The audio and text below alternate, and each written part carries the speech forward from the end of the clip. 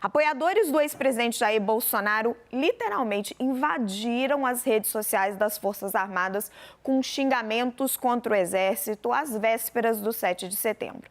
Eles estão pedindo, inclusive, um boicote à data e ao desfile dos militares.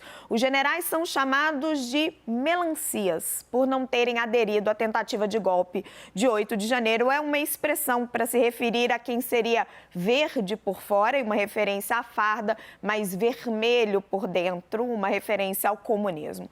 Os internautas bolsonaristas reclamam que os militares desperdiçam dinheiro público e deixaram o país ser tomado pelo que eles chamam de inimigo.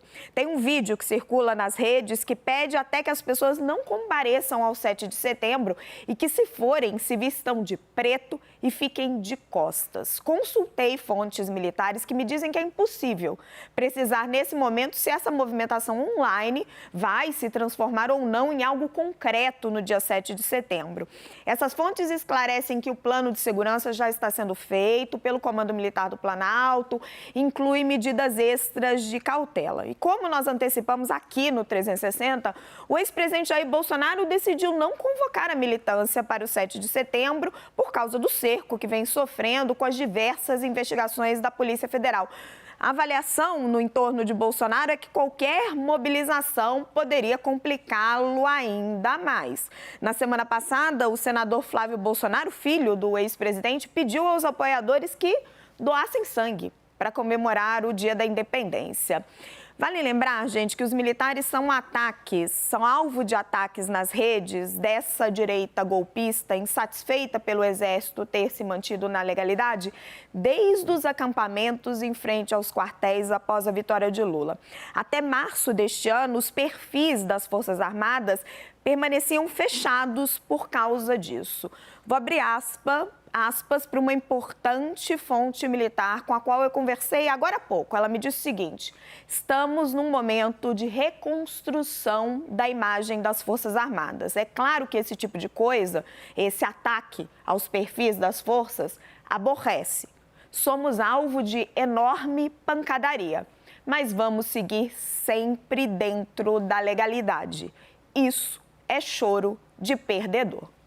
Procurei oficialmente o Exército Brasileiro, que não se manifestou.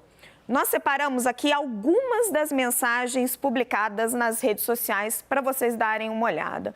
Um dos usuários diz o seguinte: olha, o inimigo não está depois das fronteiras, pois as forças já deixaram o inimigo tomar o poder. Outro diz: o Exército Brasileiro consumindo nossos impostos, dinheiro jogado fora, nossos patriotas presos pela Gestapo.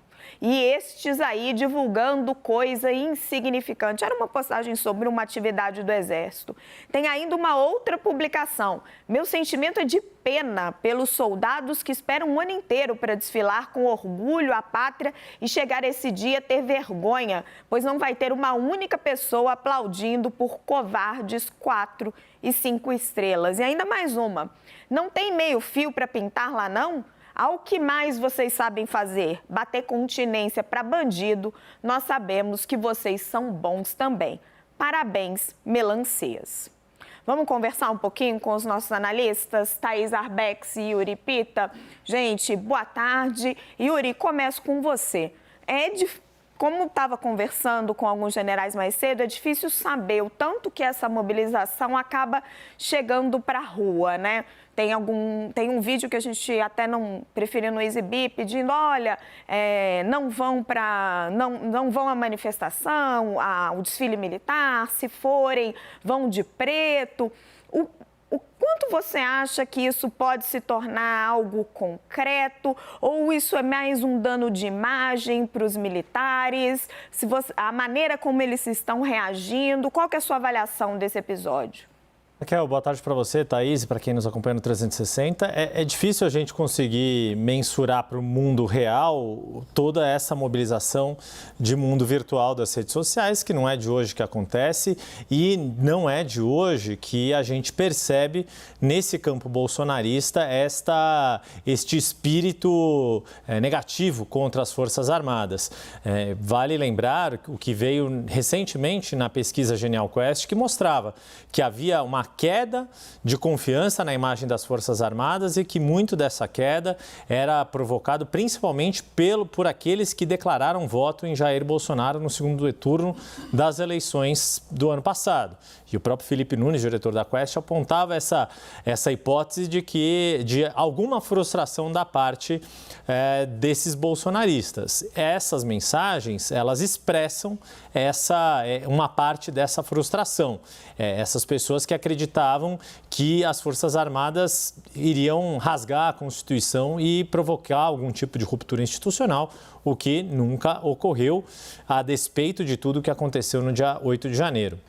Agora, de qualquer modo, sabendo dessa capacidade de mobilização e de tudo que aconteceu no 8 de janeiro, que também ocorreu por meio de mobilização nas redes sociais, uma série de mensagens cifradas em códigos, etc., é preciso que as autoridades estejam bastante atentas, né? Lembrando que estamos há 8 meses do 8 de janeiro, o 7 de setembro vai acontecer exatamente um dia antes de se completarem 8 meses do ataque às sedes dos 3 poderes da República lá em Brasília.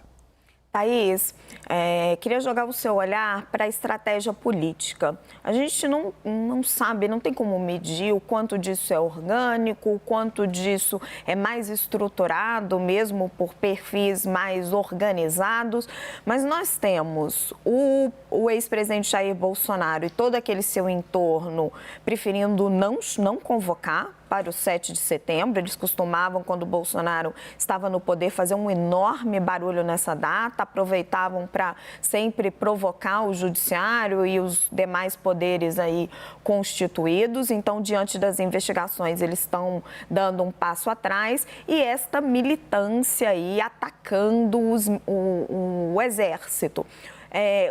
Qual estratégia política que você enxerga diante desses dois movimentos?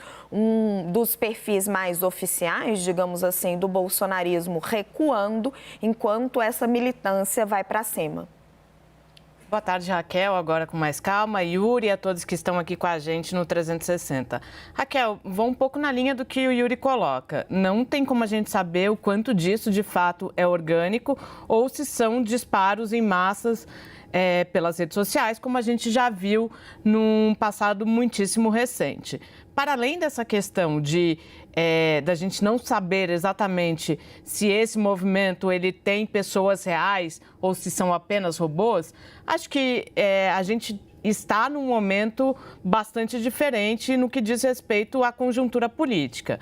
Há um esforço tremendo do governo federal, mais especificamente na pessoa do ministro da Defesa, José Múcio Monteiro, de restabelecer pontes com os militares, e me parece que esse restabelecimento de pontes é recíproco por parte das Forças Armadas. As Forças Armadas têm, pelo menos seus comandantes, têm passado bons recados ali ao ministro da Defesa, tanto que semana passada a gente discute uma proposta de emenda à Constituição que trata da questão eleitoral envolvendo militares com a participação dos comandos das forças. Então, esse me parece um ponto.